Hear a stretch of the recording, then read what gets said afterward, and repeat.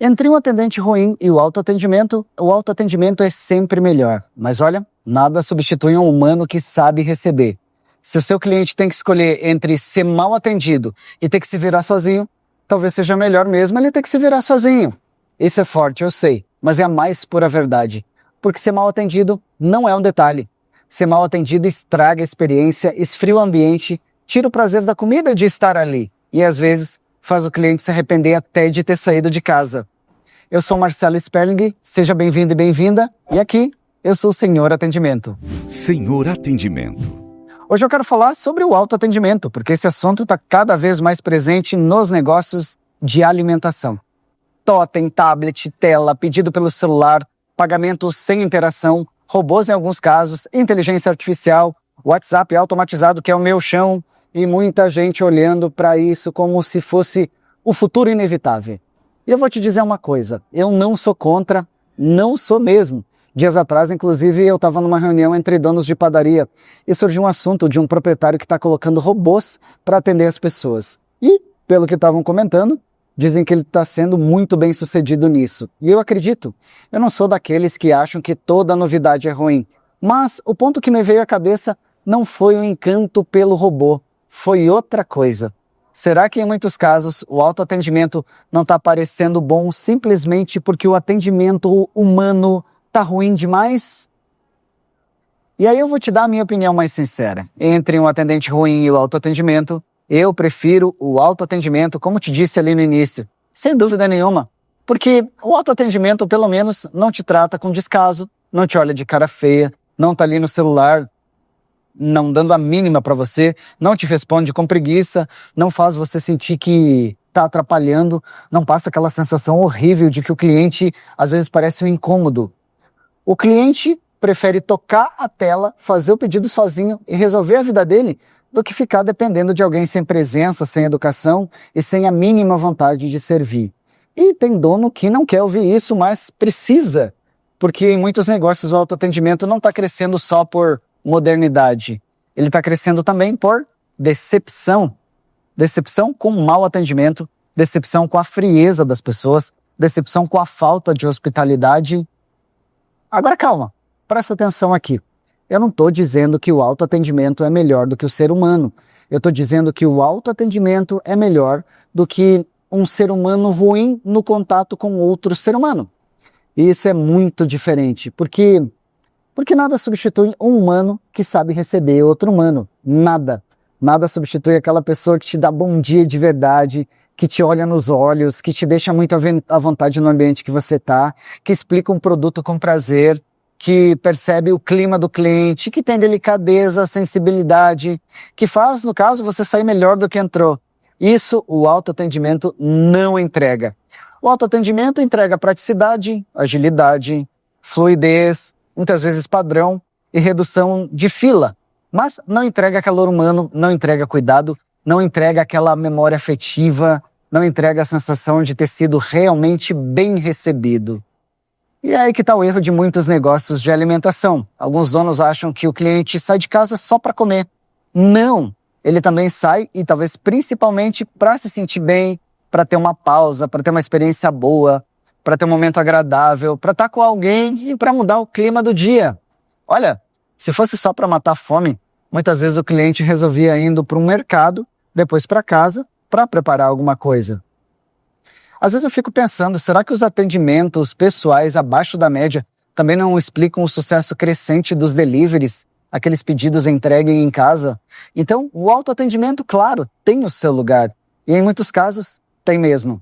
Para fazer pedido, para pagar, para organizar fila, para acelerar processo, para tirar atrito, para dar mais autonomia para o cliente. Eu acho isso ótimo quando é bem usado. No delivery que eu citei há pouco, por exemplo, eu mesmo crio integrações com agentes no WhatsApp. E olha, eu acho que sou bem sucedido nisso. Esses dias fiz uma integração de WhatsApp que responde praticamente como um humano. E eu coloquei o nome da atendente de Sofia. Até um amigo bem próximo perguntou quem era a Sofia lá da padaria que eu fiz o trabalho. E eu respondi tentando ser engraçadinho. A Sofia é filha do Marcelo. Eu eduquei a Sofia como se fosse minha filha mesmo. Então, não falo da tecnologia como quem está de fora. Eu sei o quanto ela ajuda. Eu sei o quanto ela pode facilitar a vida do cliente, de quem atende e do dono do lugar. Eu sei o quanto ela pode dar escala à organização e toda a operação. Então, o meu ponto não é autoatendimento é ruim, não é isso. O meu ponto é outro. O autoatendimento não pode virar desculpa para abrir mão do humano, onde o humano faz toda a diferença. Essa é a questão. Porque uma coisa é automatizar determinada etapa, outra coisa é tentar automatizar a hospitalidade. E hospitalidade você já deve estar desconfiado, né? Não se automatiza. No máximo, se simula um pouquinho dela. Você pode ter um totem eficiente, um sistema rápido, um robô chamativo, uma IA que responde no WhatsApp. Tudo isso pode ajudar e ajuda. Mas a sensação boa de ter sido bem recebido ainda passa na maioria das vezes por seres humanos. E é aqui que muitos donos estão sofrendo, porque tá difícil mesmo contratar gente com hospitalidade. Tá difícil encontrar pessoas com presença, com educação, com aquela vontade genuína de servir. Com aquela capacidade de fazer o cliente se sentir bem. E diante dessa dificuldade, muitos começam a pensar assim, tá, então vamos passar tudo para o autoatendimento. E eu entendo essa tentação. Sério, eu entendo mesmo. Mas eu acho perigoso quando isso vira substituição total de relações. Porque, vamos raciocinar junto, em praticamente todos os negócios de alimentação, a relação ainda é parte fundamental do produto. Você sabe, não é só o café, é como o café chega à sua mesa, não é só o lanche, é como o lanche é servido, não é só o almoço, é a forma como a pessoa se sente durante aquela refeição. E é aí que um bom humano vale mais do que qualquer tipo de tela. Aliás, tem uma coisa muito interessante acontecendo. Como está difícil formar equipes com hospitalidade, muitas empresas estão olhando com mais carinho para as pessoas mais velhas. Até falei isso em alguns vídeos atrás. Às vezes, inclusive já aposentadas, e pelo que eu tenho escutado, tem sido uma ótima opção. E faz todo sentido, porque muitas vezes essas pessoas chegam com algo que está faltando. Paciência, presença, educação, aquela postura de verdade e cuidado, vontade de trabalhar e vontade de servir. E num negócio de alimentação, isso pode ter um efeito muito forte. Pode inclusive despertar memórias afetivas, um café servido com calma, um jeito mais caseiro de receber, uma sensação que talvez lembra a casa do vô e da avó. É aquele tipo de acolhimento que o cliente sente mesmo sem conseguir explicar direito. Olha que interessante.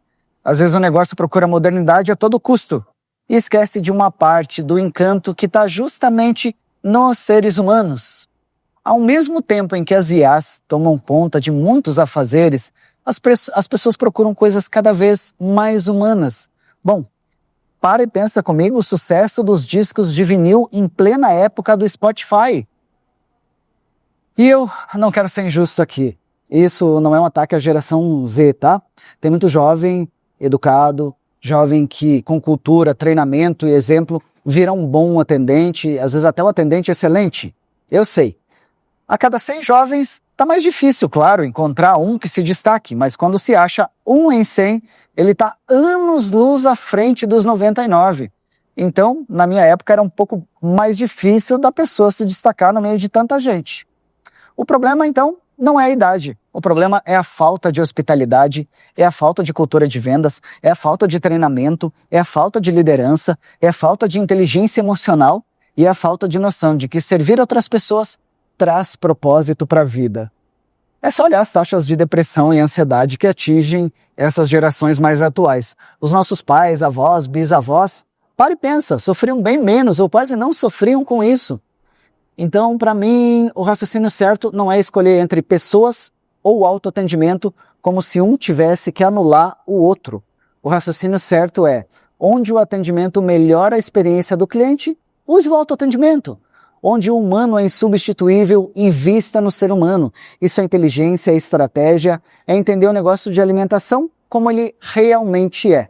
Moderno sim, eficiente sim, mas sem alma nunca. Então, eu fecho com um recado claro. Entre um atendente ruim e o autoatendimento, eu reafirmo, o autoatendimento é melhor. Mas entre o autoatendimento e um ser humano hospitaleiro, ainda é o ser humano que faz o cliente voltar. Não há comparação. Essa é a resenha. Então, reflete sobre isso.